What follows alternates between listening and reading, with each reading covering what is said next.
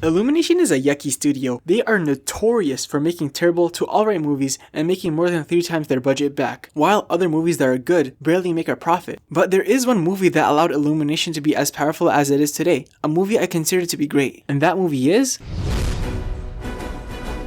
Despicable Me came out a decade ago, and it gave birth to the most funniest things in this universe, the Minions! The Minions are so hilarious that everyone's grandparents uses them as a mascot to make jokes funny. Take this for example. Boo, that joke is stinky! Now take that same joke and add a Minion. But in all seriousness, this movie is actually really good. The movie starts by showing us this American family getting off the bus in Egypt to see the pyramids. While this is happening, Sweet Home Alabama is being played in the background. I don't know what the movie is trying to tell us, but okay. The kid from this family runs towards a construction site that is above the pyramid. He falls off the construction site and dies. Nah, I'm just kidding. The kid is still alive because the Pyramid of Giza was stolen and replaced with a giant replica inflatable. Talk about a pyramid scheme, am I right? We then cut to the main character of this movie, bootleg Dr. Heinz Doofenshmirtz, Groofenshmirtz, and they show us how evil he is, but all they end up showing is that he is bad guy, but not bad guy. For example, when Gru goes to get some coffee and sees a long line, instead of waiting, he freezes everyone and skips to the front of the line. And all I can say about that is don't talk to me until I had my coffee. But seriously, when he does get his coffee, he smiles and leaves a tip. I don't even leave a tip, so in my eyes he's better than me. Gru returns home when all of a sudden the doorbell rings. He goes to see who it is and it's some Girl Scouts asking if he wants cookies. To avoid buying any cookies, Gru pulls a little goof on the girls. This is a recording. No, it isn't. Yes, it is. Haha, got him! When Gru is done with the girls, he gets a call from the doctor who looks like a troll and he tells him about how the pyramid was stolen. And whoever stole the pyramid made all the other villains look lame. Gru goes to his evil lair and the entrance, it's pretty cool. We then get shown the real stars of this movie, the Minions! Finally, after 7.5 minutes, we can start laughing. They show us the type of antics the Minions get to and some of them are still pretty funny. Gru sets up a meeting with the Minions and when he arrives, starts calling the Minions by their real names. If you thought Michael Scott was the best boss, then you haven't met Gru. Get it? Cause Steve Carell plays both Michael Scott and Gru? Gru brings up the concern about them looking lame, but reassures the Minions that they are not by showing them the things they stole within the past year. We stole the Statue of Liberty! The small one from Las Vegas. And I won't even mention the Eiffel Tower! Also Vegas. These two thefts may seem small, but I'm pretty sure they can land Gru up to 100 years in prison. Or not, I'm not a lawyer. Gru then explains his new scheme, which is to steal a shrink ray, and then he plans on... Next, we are going to steal... Pause for effect. After hyping up the Minions, the troll doctor calls Gru and asks how they're gonna pay for the scheme. Gru says, I'll just get another loan from the bank. They love me! I don't want to burst your bubble, Gru, but I'm pretty sure the bank liking you is not a good thing. We then cut to the Girl Scouts from earlier, and we see them entering their house, which is an orphanage. The girls approach the lady in the front desk, and I'll just show you what happens. Hello, girls. Anybody came to adopt us while we were out? Let me think. No. This is the evilest person in the movie, and this movie has actual villains. She's basically the animated version of Dolores Umbridge from Harry Potter. She is a terrible, horrible, dare I say, despicable person. Right after that, Edith gives this demon a mud pie made from actual mud. Sure, it's nasty, but it's the sentiment that counts. But instead of saying thank you or showing a fake smile, this is what she does. You're never gonna get adopted, Edith. You know that, don't you?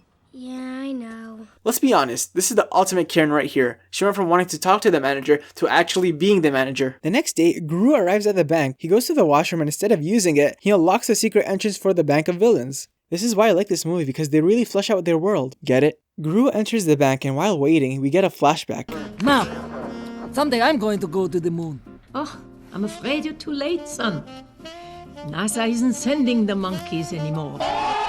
Okay, can we just talk about how similar Gru is to Doofenshmirtz? Both had terrible parents, both are quote-unquote evil, both have penguin noses and weird accents, and spoiler, they're both great dads. We then are introduced to the weird kid we all had in our class, Vector. Vector is the epitome of Florida Man. We've all seen the headlines, and Florida Man is just another villain name that Vector has. Vector sits beside Gru and weirds him out. Look at this is classic Florida Man. Gru then meets with the clown Salta and tells him about his evil scheme. Clown says the bank has lost a lot of money on Gru, while Florida Man just stole a pyramid. The clown tells Gru the only way he'd fund the scheme is if Gru got the shrink ray first. We then cut to a secret facility where we see the shrink ray being used on an elephant. Gru sends one of those hilarious minions to steal the shrink ray from the facility, and after a few goofs from the minion, the shrink ray is taken back to the ship. But immediately, see, after securing the ray, Vector steals it from Gru. Okay, I gotta admit it, stealing an already stolen item, it's a pretty pro gamer move. A cool battle occurs where Gru shoots rockets at Vector's ship and Vector evades them. Vector eventually gets tired of this and uses the shrink ray on Gru's ship, and indirectly on Gru's patience. Later on, we get this scene where this random dude is walking his dog in front of Vector's house. Like, where did Gru go? Gru attempts to infiltrate Vector's house several times in order to get the shrink ray back, but Vector thwarts all his plans. All of a sudden, the Girl Scouts from earlier ring Vector's doorbell, and he lets the girls in because Coconutties are his favorite type of cookies. I can let all the things Florida Man has done slide, but Coconutties being your favorite cookie? Disgusting. When Gru sees the girls gaining entrance, he gets an idea. The next day, Gru is at the orphanage where he tries to adopt the Girl Scouts. He sweet talks this demon in order for him to get approved for the adoption process. You are a beautiful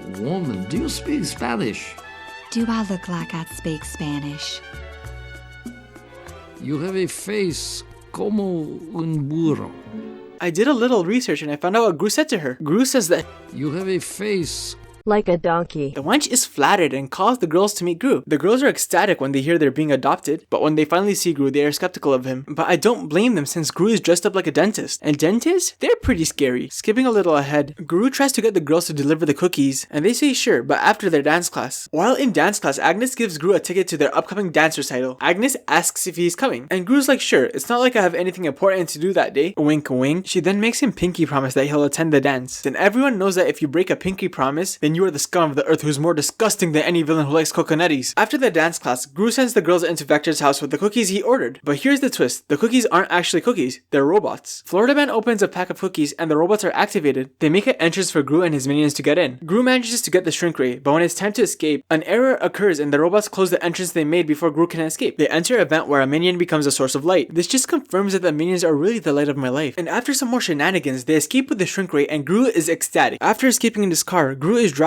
when the girls scream about a theme park they see. Gru has an idea to put the girls on a ride, and while they're on the ride, he's gonna go look for some milk for the rest of their lives. They arrive at the park and Gru puts the girls on a roller coaster. Just when he was about to start looking for milk, the operator says Gru needs to ride the roller coaster with them. The only problem I have with this scene is that the amusement park has no line for their best ride. You can see other people in the park, but nobody is in line. Like, look at these two people, they're just looking at the ride. Carrying on, after the ride, Agnes sees a unicorn that in her own words are He's so fluffy, I'm gonna die! Gru tries to buy the unicorn, but the carny says the only way to get the unicorn is to play the game, which consists of knocking over the alien with a ball. Listen, I know I said that Miss Hattie is the true villain in this movie, but I changed my mind and it's this unnamed carny. Dude is in the movie for less than 5 minutes and I hate him the most out of any character. He makes Miss Hattie look like an angel in comparison. The girls play, and in the first game, no one hits the alien. These things happen, and after a little convincing from the girls, Gru pays the fee to let them play again. And in this game, Agnes hits the alien, but when the game is over, it says they lost. Gru goes to the carny and asks what happened, and this is how he responds. Hey, buddy, let me explain something to you.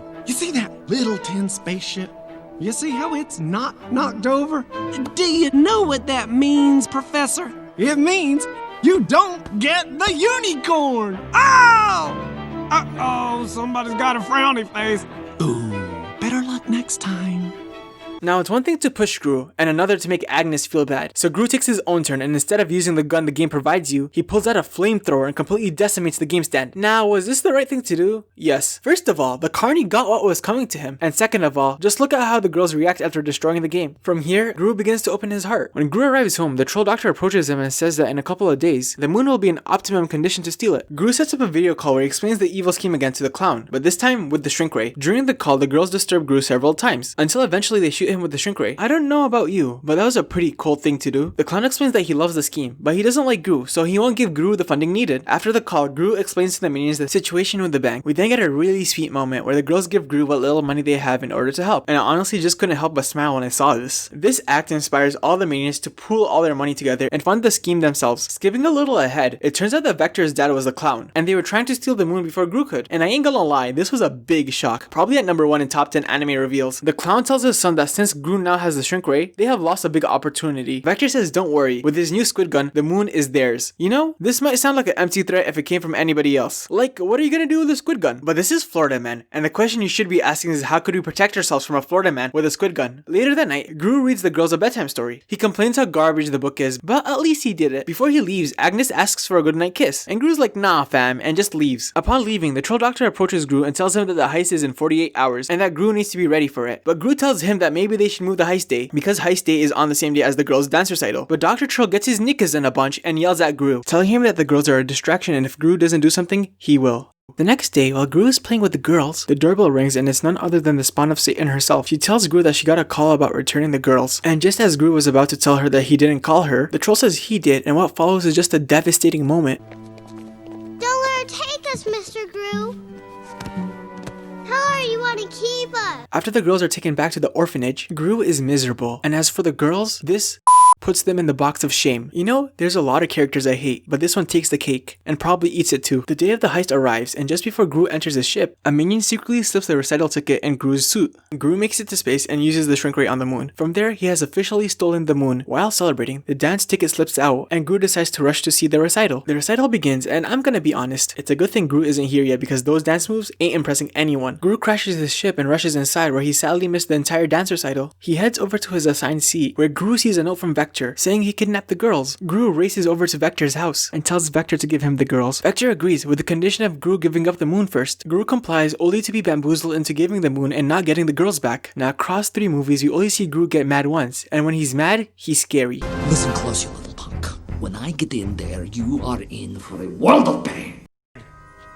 You've heard of dad sense, right? Now take that concept and multiply it by like 100 times, and that's what you get when Gru's mad. Vector starts to escape with the girls in his ship, but Gru, who is now mad, ain't having none of that. Dude straight up punches a shark just to reach Vector's ship. Skipping a bit ahead, Gru falls from Vector's ship, but Dr. Troll catches him. He explains to Gru that when the shrink ray is used, the heavier an object is, the quicker it returns to normal size. The moon starts to grow and it causes havoc in Vector's ship. This allows the girls to get to the exit with Gru waiting for them outside. The only way for the girls to get to safety is for them to jump. Edith and Agnes jump first with Gru safely catching them, but just as Margot agrees to jump, this grabs her. Vector loses the grip on her and Margot falls. But don't worry, Gru catches her with the help of the minions. I wish a minion would hold my hand like that. Later that night, Gru reads the girls another bedtime story, but this time, it was written by him. It's about a unicorn who adopted 3 little kittens, and they made his life better. And when he was done reading the story, he finally gives the girls goodnight kisses, and it was just a really wholesome moment. When he leaves the room, he gives all his employees goodnight kisses as well, which I'm pretty sure will end up with Gru getting contacted by HR. The movie ends with the girls performing their dance recital, which then breaks to a full-on dance party. Gru shows off his sick moves, and everyone is just left smiling. Now, Despicable Me is still very enjoyable. It had funny moments that made me laugh and really sweet moments that put a smile on my face. In the end, I still consider Despicable Me a notoriously good time. It's sad that Illumination stopped trying after Despicable Me, because they could have made really great stuff. All the other movies they made are underwhelming, but as for Despicable Me, it'll always be a classic. Hey everyone, I just wanted to say thank you for watching the video. Don't forget to subscribe and have a wonderful day.